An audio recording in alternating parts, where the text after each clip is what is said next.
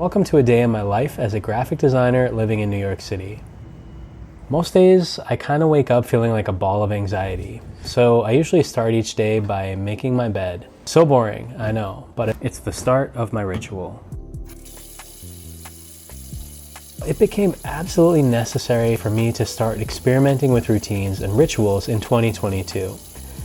At the beginning of 2022, I suffered the worst burnout I've ever experienced as a creative. I was working an intense full-time job, and I was starting a design coaching side hustle. It was so hard for me to balance all the work, and I was just completely losing myself. It took me about, 6 months to recover and finally get back to a place where I felt like I could even create again. During this 6-month period, I realized just how important it is for me to have some structure for my day that allows me to actually take some time for myself. I think I realized that sitting and designing for 10 hours straight was just not it.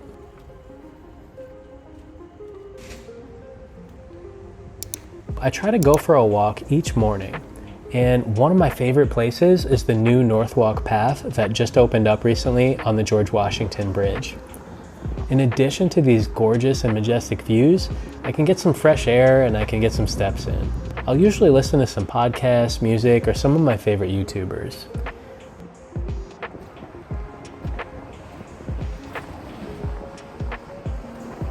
Being outside has really become a must for my sanity and my creativity. Starting my day this way also helps me to feel much more grounded and connected before I sit at my desk. And the walk over the bridge is, about 3 miles round trip and takes about an hour.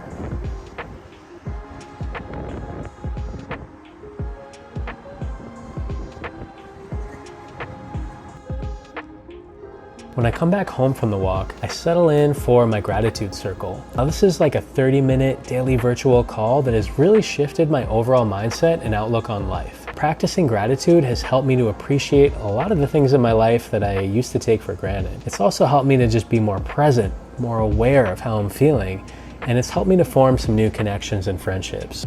Then I journal for 15 minutes and do a quick meditation. Next, it's matcha time. I've been a huge coffee drinker for the last several years, sometimes drinking like 3-4 cups a day, but I noticed that it usually makes my anxiety worse, and it upsets my stomach if I drink it too quickly in the morning. So I recently made a switch, and I've been trying Rise Magic Matcha. Y'all, I love this stuff. Rise Magic Matcha still has caffeine in it, but it does not make me feel all anxious and jittery. And it's also got a lot of other superfood type things in it that help me focus. Also, this video is not sponsored by Rise, but in case anyone from Rise is watching, hey.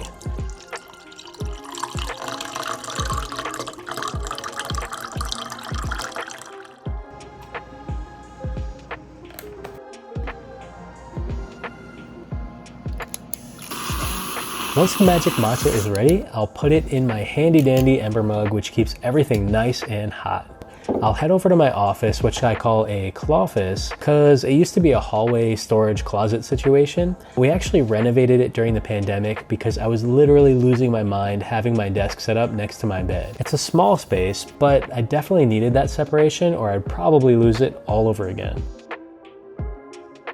Around 9:30 or so, I gear up for my first work session of the day.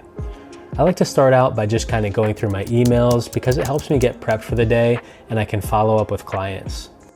After that, I like to see what my priorities are for the day, and I'll also keep track of my projects using Notion. I have 3 freelance projects, my freelance work with a design agency, and creating content for YouTube. And Notion just helps me organize all those things for the day in one place. Once I know what project I'm going to start on, I'll spend a few minutes looking at some design inspiration to help me get focused and inspired.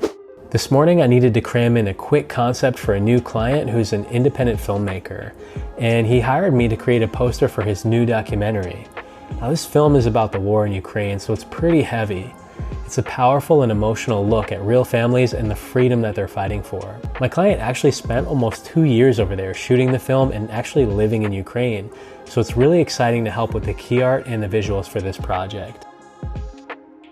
And working on this project excites me because A, it's key art, which I love, and B, it's gonna help create more awareness around what's going on in Ukraine. I'm hoping that I can share it here once I get the okay and everything is finalized.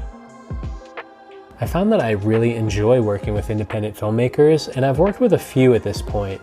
It's definitely something that I'd love to do more of going forward. I'm getting to work directly with the client and not having to go through so many people for approvals or playing telephone when it comes to relaying feedback. So at around 10 a.m., it's time to check in with the agency that I'm freelancing for. It's been pretty fun so far because I've gotten to work on a variety of projects. And honestly, that's one of the biggest reasons I'm excited about freelancing. While I definitely want to stay in entertainment design, just designing for one company or brand all the time can get a little bit boring. After 4 years at the same company, I felt like I was creating a lot of the same things and I was just craving something new. At 12:30, I hop on our daily designer check-in. Working at an agency is a fast pace. It can be a bit hectic at times, but each project really allows me to take different approaches, use different techniques, and explore some new styles that just help me push myself in my creativity. Now, I like to break my day up into 2 main work sessions. The first one is from around 10 a.m. until 2 p.m., and the second block is from around 3:30 to 7. My office mates are usually ready for their afternoon walk. They're not shy about telling me either. But don't worry, my wife took them out in the morning.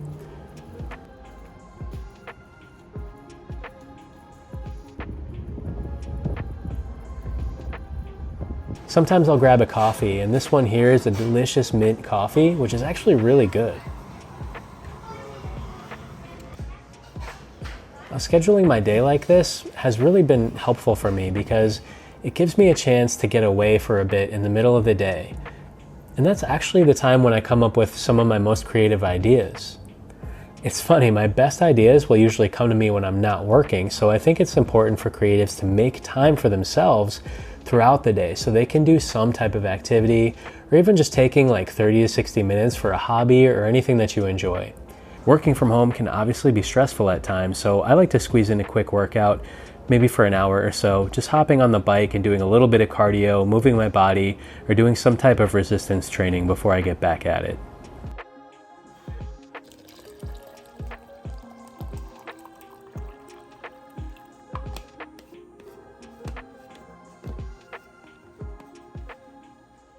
After I work out, walk the doggos, and grab some coffee, it's time to get back at it. So let's throw on one of my favorite Apple Music chill playlists. Right now I've got 3 or 4 assignments that I'm working on with just the agency. A lot of the time I'll deliver anywhere from 4 to 6 concepts and then have to create new concepts as the project goes on. A lot of aspiring key art and branding designers don't always realize how much back and forth there can actually be. And it's never like a one and done type of project where you submit one idea, make some changes, and it gets approved. It's just not really how it goes.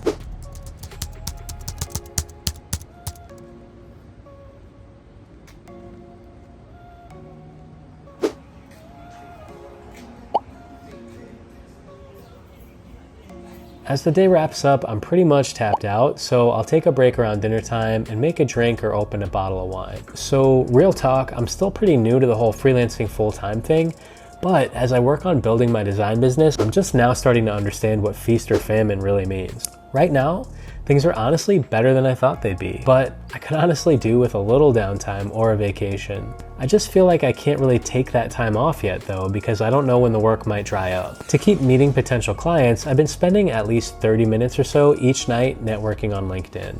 I'm not talking about just hitting up strangers and saying, hey, here's my resume and my portfolio. Do you have any jobs for me? I've had people send me messages like this. It's a huge turnoff. When it comes to networking, just be authentic and try to do it organically. If I'm sharing some new work online that I made, I may reach out to some people who engage with my post and say thank you for liking my work. If I see something interesting that someone else shared, I might engage with their post or write a comment. It's also about finding mutual connections and asking for introductions instead of just hitting somebody up and asking them for something before you even take the time to get to know them, what they do, or what their challenges are. All right, creative, it's been a pretty long day, so I'm just gonna go ahead and finish my wine and power down for the night, and then I'm going to get some rest and wake up tomorrow and do it all over again. Thank you so much for watching, and if you're looking for your next design gig, make sure you check out this video first.